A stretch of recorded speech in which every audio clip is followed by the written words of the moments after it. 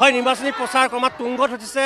এই মুহূৰ্তত মই আছোঁ কলিয়াবৰ বিধানসভা সমষ্টিৰ অন্তৰ্গত হাৰমতিত আছোঁ, কাজিৰঙা ৰাষ্ট্ৰীয় দাঁতিকাষৰীয়া। আৰু এই হাৰমতি অঞ্চলত দেখা গৈছে NDAৰ প্ৰাৰ্থী তথা অসম গণ পৰিষদৰ কাৰ্যকৰী সভাপতি কেশৱ মহন্তৰ হৈ নিৰ্বাচনী প্ৰচাৰ চলাইছে তেওঁৰ ভাতৃ কৃষ্ণ মহন্ত। আমি দেখুৱাইছোঁ এয়া নিৰ্বাচনী বতাহ ক্ৰমাৎ উত্তপ্ত হৈ পৰিছে। এয়া দৃশ্য দেখুৱাইছোঁ কলিয়াবৰ বিধানসভা সমষ্টিৰ অন্তৰ্গত কাজিৰঙাৰ গাতে লাগি থকা হাৰমতি অঞ্চলৰ আৰু বৃহৎ সংখ্যক অগপ বিজেপিৰ সমৰ্থকসকলে দেখুৱাইছোঁ।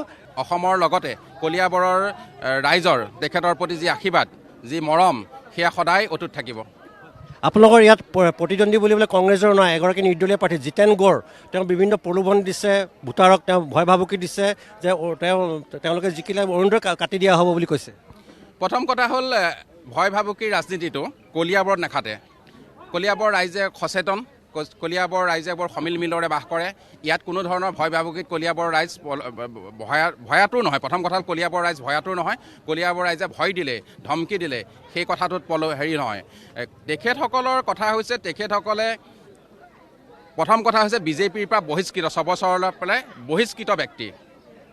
তেওঁ এতিয়াই বহিষ্কাৰ হোৱা নাছিলে। মই জনাত তেখেতসকলৰ অফিচিয়েল তথ্য মতে বিজেপি দলৰ তেওঁ যুৱ মৰ্চাৰ প্ৰেচিডেণ্ট হৈ থাকোঁতেও এবাৰ তেখেতক কিবা অৰ্থনৈতিক কেলেংকাৰীৰ ক্ষেত্ৰত তেওঁক এবাৰ বহিষ্কাৰ কৰি থৈছে ইয়াৰ আগতেও। দ্বিতীয়তে ভয় ভাবুকি দিয়াটো হয়তো জিতেন গৌড়ৰ এটা স্বভাৱো আছে। জিতেন গৌড়ে ক'বও পাৰে তেওঁ তেনেকুৱা ধৰণৰ ভয় ভাবুকি দিয়া নাই বুলি। মই ক'লে বিশ্বাস নকৰোঁ, হয়তো কৰিব পাৰে তেওঁ। কাৰণ ইয়াৰ আগতে তেওঁ কেইবাবছৰ আগতে আলফাৰ নামত ধন দাবী কৰি পেলাই তেওঁ জেলতো আছিলে বহুদিন। আৰু সেই ক্ষেত্ৰত আমাৰ গোলাঘাট জিলাৰ দেৰগাঁও থানাতো তেওঁৰ নামত কেছ ৰেজিষ্টাৰ হৈছিলে। গতিকে তেনেকুৱা এজন দাগী অপৰাধী, যাৰ চিন্তা চৰ্চা, যাৰ কাজ তেনেকুৱা, যি আগতে জেল খাইছে, আলফাৰ নামত ধন দাবী কৰি পেলাই জেল খোৱা মানুহ, গতিকে তেওঁ যে নাই কৰা বা কৰিব নোৱাৰা কথাটো মই নাভাবিম যে নকৰিব। গতিকে সেইটো ৰাইজে ডিচিশ্যন ল'ব। কলিয়াবৰ ৰাইজ সচেতন ব্যক্তি। কলিয়াবৰে আজি 20 বছৰে এজন প্ৰতিনিধি পাইছে কেশৱ মহন্তৰ নিচিনা। গতিকে তেওঁ কি দিছে কলিয়াবৰক, কলিয়াবৰ ৰাইজৰ সকলো জাতি, ধৰ্ম, ভাষা নিৰ্বিশেষে সকলোকে একত্ৰিত কৰি ৰাখিছে, একেখন মঞ্চত ৰাখিছে, একেডাল দূৰেৰে বান্ধি ৰাখিছে।